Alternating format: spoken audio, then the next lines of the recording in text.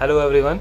सो आनंद राठी के Q1 के numbers आज आ गए हैं एंड हम डिस्कस करेंगे कि कैसा रिजल्ट रहा कंपनी का एंड आगे को लेकर के क्या आउटलुक है मैनेजमेंट का बेसिकली। अगर हम ओवरऑल बिजनेस मॉडल की बात करें तो आनंद राठी जो है वो वेल्थ मैनेजमेंट सॉल्यूशंस प्रोवाइड करता है कस्टमर्स को, अपने कस्टमर्स को। एंड सपोज जैसे अगर मुझे अपनी फाइनेंशियल प्लानिंग करनी है, मुझे टैक्स प्लानिंग करनी है, मुझे एस्टेट प्लानिंग करनी है, तो ये सारी सर्विसेज जो है वो आनंद राठी प्रोवाइड करता है और बहुत ही पुरानी कंपनी है। And I think non banking अगर हम बात करें, जो म्यूचुअल फंड डिस्ट्रीब्यूटर्स होते हैं, non banking mutual fund distribution में आनंद राठी थर्ड नंबर पे आता है in terms of highest commission earning. बहुत ही बड़ा ब्रांड है ये वेल्थ मैनेजमेंट इंडस्ट्री में। अगर हम Q1 का नंबर देखें इसका, तो इसका जो AUM ग्रोथ है वो 31% का था। AUM ग्रोथ 31% का। ऑब्वियसली अभी जो बेस है वो बहुत ही स्मॉल है, बट ग्रोथ ओवरऑल बहुत अच्छी रही है इनकी AUM की। सेकंड नंबर रेवेन्यू अगर हम बात करें तो कंपनी का रेवेन्यू जो है वो लास्ट ईयर से 34% से ग्रोथ हुआ है उनमें। तो 34% से रेवेन्यू ग्रोथ हुआ है, 31% से AUM ग्रोथ हुआ है एंड ओवरऑल अगर आप नेट प्रॉफिट भी देखोगे तो वो भी 34% की ग्रोथ हुई है। एक सबसे बड़ा एडवांटेज इस बिज़नेस मॉडल के साथ में है कि ये एक एसेट लाइट मॉडल है। ज़्यादा कैपेक्स करना नहीं पड़ता, नए नए प्लांट्स, नए नए मशीनरी लगाने की ज़रूरत नहीं है। बहुत ही एसेट लाइट मॉडल है। जस्ट आपको आपके एम्प्लॉयज़ चाहिए, एक छोटा सा ऑफिस चाहिए एंड क्लाइंट्स को मैनेज करने के लिए एक सिंपल ऑपरेशन सिस्टम चाहिए। कुछ ऐसा बड़ा प्लांट मशीनरी कैपेक्स करने की ज़रूरत इनको होती नहीं है। सो दैट्स वाई अगर आप देखोगे तो उनका मार्जिन्स कॉन्स्टेंटली 40% से भी ज़्यादा रहा है एंड इस क्वार्टर में भी इनका जो मार्जिन था वो 42% के आसपास था। ओवरऑल अगर हम आगे देखें तो मार्जिन्स इम्प्रूव्ड हुए हैं। इनका जो मेजॉरिटी ऑफ रेवेन्यू है वो इनका प्राइवेट वेल्थ सेगमेंट से आता है। प्राइवेट वेल्थ वही होता है बेसिकली जिसमें ये 1-to-1 कस्टमर्स को वेल्थ मैनेजमेंट सॉल्यूशंस प्रोवाइड करते हैं। अब इसके अंडर जो HNIs एंड अल्ट्रा HNIs वाला सेगमेंट है कंपनी का, जो HNIs कस्टमर्स हैं या अल्ट्रा HNIs कस्टमर्स हैं, वो अराउंड 70% कॉन्ट्रीब्यूट करते हैं कंपनी के ओवरऑल AUM में। तो लास्ट क्वार्टर में जब मैंने ये नंबर देखा था इनका Q4 का रिजल्ट, उस टाइम पे ये नंबर 68% का था और अभी अगर हम ये नंबर देखें यानी कि Q1 FY24 तो ये नंबर 70% हो गया। तो इट शोज़ कि कंपनी का जो फोकस है वो मास एफ्लुएंट की तरफ ज़्यादा है, ना कि जो रिटेल कस्टमर्स हैं, जो नॉर्मल कस्टमर्स हैं उनकी तरफ, बिकॉज ऑब्वियसली वहाँ पे कंपटीशन भी ज़्यादा है। तो कंपनी मेजॉरिटी अपना फोकस मास एफ्लुएंट की तरफ रख रही है, बिकॉज वहाँ से बहुत बड़ा बिजनेस आता है। वहाँ से सिर्फ आप म्यूचुअल फंड ही मैनेज नहीं करते हो, वहाँ पे आप HNI कस्टमर की एस्टेट प्लानिंग भी कर सकते हो। स्पेशली जो टैक्स में आनंद राठी ऐसी कंपनी जो है उनको बहुत ही वास्ट एक्सपीरियंस है टैक्स प्लानिंग के अंडर, एस्टेट प्लानिंग के अंडर, जो HNIs या ultra HNIs kind of customers को रिक्वायरमेंट होती है बहुत ज़्यादा। तो उस सेगमेंट में आप कह सकते हो कि कंपनी अमंग द लीडर्स है।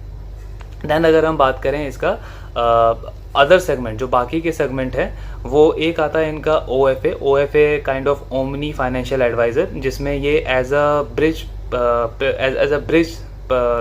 प्ले करते हैं रिटेल कस्टमर्स और म्यूचुअल फंड डिस्ट्रीब्यूटर्स के बीच में।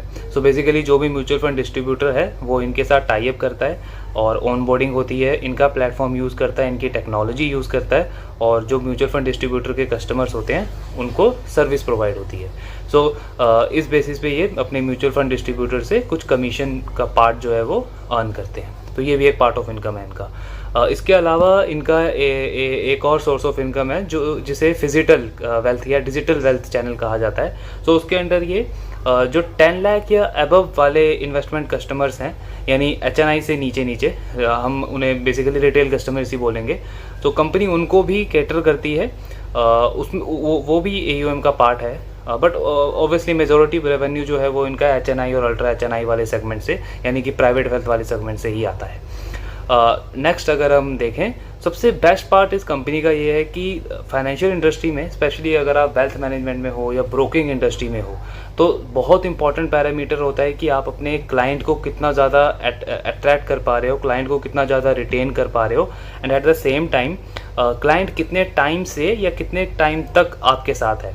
बिकॉज इस इंडस्ट्री में चर्निंग बहुत ज़्यादा होती है। अगर कोई भी एक बियर साइकिल आता है या कोई भी एक क्राइसिस काइंड ऑफ सिनेरियो आता है मार्केट में, तो बहुत ज़्यादा पॉसिबिलिटी है कि जो क्लाइंट मेरे पास हैं वो किसी और कंपनी के पास चले जाएं, और जो किसी और कंपनी के पास हैं वो मेरे पास आ सकते हैं। बिकॉज एक ऐसा माइंडसेट होता है इन्वेस्टर का कि शायद मार्केट ख़राब नहीं है, मेरा जो एडवाइज़र है वही ख़राब है, तो क्या पता अगर मैं अपना एडवाइज़र चेंज कर दूँ तो मेरा रिटर्न बदल जाए। बट यहाँ पे अगर हम आनंद राठी का देखें तो इनका एट्रीशन रेट बहुत ही ज़्यादा इम्प्रूव्ड है।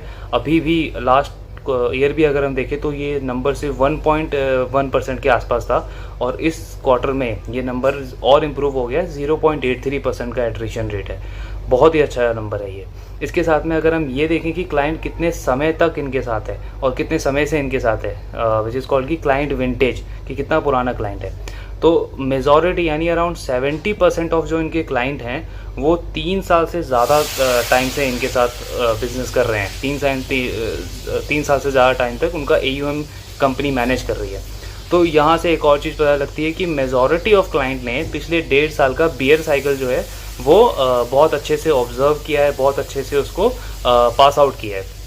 तो अगर ऐसे साइकिल को कोई क्लाइंट अपने एडवाइज़र के साथ अगर पास आउट कर ले तो ये इससे ये चीज़ पता चलती है कि क्लाइंट में एक मैच्योरिटी आ जाती है कि हाँ, मार्केट जो है वो साइकिल ड्रिवन होती है। अगर कभी कभी मार्केट नीचे जाएगी, मेरा रिटर्न नहीं बनेगा, तो इट डजंट मीन कि मेरा एडवाइज़र ख़राब है, मुझे उसकी एडवाइस को फॉलो करना है सो दैट आगे आने वाले टाइम पे मेरा रिटर्न और अच्छा हो जाए। तो ये बहुत ज़्यादा इंपॉर्टेंट है कि आप अपने क्लाइंट को इस इंडस्ट्री में लंबे टाइम तक मैनेज कर पाओ, लंबे टाइम तक एक लंबा रिलेशन रखो, सो दैट इससे आपकी चर्निंग कम हो जाएगी। चर्निंग कम हो जाएगी तो आपको नए क्लाइंट एक्वायर करने की रिक्वायरमेंट कम होगी, और अगर वो कम होगा तो आपकी ऑब्वियसली कॉस्ट कम हो जाएगी, बिकॉज आपको सेल्स पे, मार्केटिंग पे, एडवर्टाइजमेंट पे ज़्यादा खर्चा नहीं करना पड़ेगा। तो ये एक बहुत ही स्ट्रॉन्ग पार्ट है इस कंपनी का।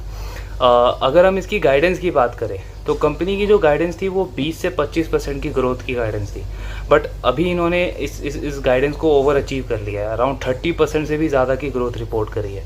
सो ऑब्वियसली मार्केट, बिकॉज अभी हम एक kind of bull rally witness कर रहे हैं मार्केट के अंदर, तो मार्केट ने भी बहुत अच्छा रिवॉर्ड दिया है स्टॉक को, एंड स्टॉक ने कल अपना लाइफ टाइम हाई बनाया है। सो ये बहुत ही अच्छा साइन है। बट अभी भी अगर मैं देखूँ तो स्टॉक बहुत ही अच्छे वैल्यूएशंस पे है, अराउंड 23-24 के PE के आसपास ट्रेड कर रहा है। एक ऐसा बिजनेस है जो काफ़ी टाइम से है, काफ़ी पुरानी कंपनी है, एस्टेब्लिश्ड बिजनेस है, एंड 30% 25% के आसपास ग्रोथ अभी विटनेस कर रही है कंपनी, एंड आने वाले टाइम में भी इनका कहना है कि 20-25% हम आराम से ग्रो कर लेंगे। एंड अगर आप इंडस्ट्री का साइज़ भी देखो तो हमारी जो फाइनेंशियल इंडस्ट्री है, स्पेशली जो फाइनेंशियल एसेट्स है जहाँ पे लोगों का पैसा इन्वेस्ट होता है, वो बहुत ही ज़्यादा अंडर पेनिट्रेटेड है। सो अगर हम एसेट अंडर एडवाइजरी एक जो रेशियो होता है वो अगर देखें तो इंडिया का 6 टाइम लो है कंपेयर टू ग्लोबल एवरेज, यानी 6 गुना हम उनसे अंडर पेनिट्रेटेड हैं। तो बहुत ही long runway of growth available है इस इंडस्ट्री में सारे प्लेयर्स के लिए। बट कंसिडरिंग अगर आप अपने क्लाइंट को अच्छे से मैनेज करो, अगर आप अपने रिलेशनशिप मैनेजर जो आपके एम्प्लॉयज़ हैं, जो आपके क्लाइंट्स को मैनेज करते हैं, उनको अच्छे से मैनेज करो, और आपके कॉस्ट के ऊपर कंट्रोल हो, एंड आपकी एडवाइजरी, आपकी रिसर्च अच्छी स्ट्रॉन्ग हो, ये सारी चीज़ें बहुत इंपॉर्टेंट फैक्टर है इस तरीके की कंपनी को एनालाइज करने में। एंड आनंद राठी अभी तक बहुत ही अच्छा प्ले कर रहा है इन सारे पैरामीटर्स के ऊपर। ऑल्दो इनका जो बाकी के 2 सेगमेंट हैं, एक जो OFA वाला जिसमें ओमनी फाइनेंशियल एडवाइज़र है, जिसमें ये म्यूचुअल फंड डिस्ट्रीब्यूटर्स को ऑनबोर्डिंग करते हैं, एंड एक दूसरा जो डिजिटल चैनल है जहाँ पे ये 10 लाख एंड अबव वाले कस्टमर्स को कैटर करते हैं, उन दोनों सेगमेंट में इतनी ज़्यादा ग्रोथ नहीं है। बट देन अगेन जो मेजॉरिटी फोकस है और जो मेजॉरिटी कंट्रीब्यूशन है कंपनी के रेवेन्यू में, वो इनके प्राइवेट वेल्थ वाले सेगमेंट से आ रहा है, उसमें ग्रोथ बहुत ज़्यादा अच्छी हो रही है, एंड उसमें आने वाले टाइम में आउटलुक भी कंपनी बहुत ज़्यादा अच्छा दे रही है। सो होपफुली अभी तक चीज़ें बहुत अच्छी हैं, एंड ऑब्वियसली अगर किसी भी इन्वेस्टर को अगर 20-25% की ग्रोथ देखनी है अपने पोर्टफोलियो में, तो ये एक ऐसी कंपनी है या ये एक ऐसा स्टॉक है अभी के टाइम पे जिसे हम देख सकते हैं। Thank you very much.